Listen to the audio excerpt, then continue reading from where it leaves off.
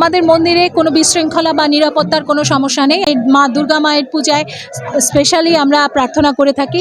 এটা আমাদের মায়ের জন্য আমরা যে ভক্তি ভরে আমরা মাকে আনার আহ্বান জানাচ্ছি, সেটাই করছি। আমাদের মন্দিরে কোনো বিশৃঙ্খলা বা নিরাপত্তার কোনো সমস্যা নেই। আমাদের প্রশাসনের যারা আছেন তারা আমাদেরকে সার্বিক দিক থেকে আমাদেরকে সহায়তা করছে। আমরা সত্যি তাদের প্রতি কৃতজ্ঞ।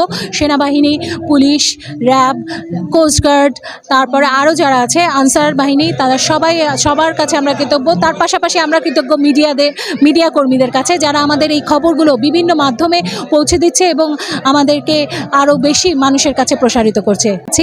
আর খাটাটা আসলে এটাকে খাটা বলা হয় না, এটা আমাদের মায়ের জন্য আমরা যে ভক্তি ভরে আমরা মাকে আনার আহ্বান জানাচ্ছি, সেটাই করছি। খাটা এটা একদম একটা আপেক্ষিক একটা ব্যাপার, যে আমি শারীরিক পরিশ্রম করছি, কায়িক পরিশ্রম করছি, মানসিক পরিশ্রম করছি। এটা সব ম্লান হয়ে যায় যখন আমাদের এই উৎসবটাকে আমরা এই যে ভক্তদেরকে এত সুন্দরভাবে আমরা দেখি যে সবাই উৎসব মুখর পরিবেশে আনন্দ করছে। এখানে আর খাটা কিংবা পরিশ্রমটাকে আর পরিশ্রম মনে হয় না। এই পুজোর মাধ্যমে আমাদের পুজো মানেই প্রার্থনা।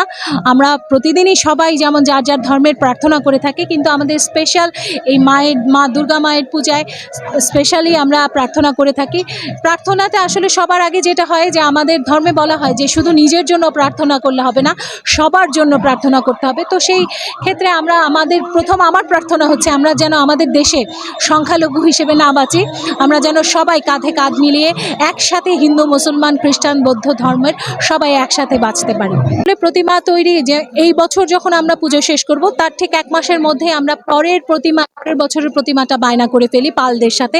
কারণ আমাদের যে এই প্রতিমাগুলো যে পালেরা বানায় তাদের অনেক ব্যস্ততা থাকে, এবং তারা এই বিষয়গুলো কিভাবে বানাবে, কেমন বানাবে, এগুলো নিয়ে অনেক জল্পনা কল্পনা করে এবং এগুলো নিয়ে অনেক আলোচনা করতে হয়। তো আমরা 1 বছর আগে থেকেই তাদেরকে বায়না দিয়ে ফেলি যে আপনারা পরের বছরের আমাদের প্রতিমাটা বানাবেন।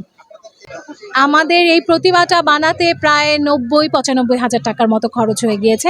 আমাদের আমাদের দিন দিন এই বাজেটগুলো বেড়ে যাচ্ছে। গত বছর যেটা ছিল হয়তো ৬৫-৭০, কিন্তু এই বছর সেটা আরও ২০,০০০ টাকা আমাদের বাড়াতে হয়েছে। এরকম করে বাড়ছে আর কি প্রতিদিন, বছর। আমরা সত্যি আনন্দিত যে আমাদের মাঝে আমরা যাদেরকে ডাকছি তাদের সাড়া পাচ্ছি, তারা আসছে না। গতকাল আমাদের মাঝে এসেছিলেন ধর্ম উপদেষ্টা, আপনাদেরকে বললাম। তারপরে এসেছিলেন জামাতে ইসলামের অনেক নেতারা, আজকে এসেছেন বিএনপির অনেক নেতারা, এবং এখনও আমাদের মন্দিরে এনসিপির কিছু নেতারা আছে। শুধু নেতা না, আমাদের মাঝে অনেক শিল্পী, অনেক প্রশাসনের, অনেক র্যাবের সিইও, আর্মির সিইও, ওনারা সবাই আসছেন, আমাদের সাথে সখ্যতা করছেন। আমাদের ডিসি মহোদয়, মিরপুর থানার ডিসি মহোদয় এসেছিলেন গতকালকে রাতে, আমাদের সাথে সময় কাটিয়ে গিয়েছেন।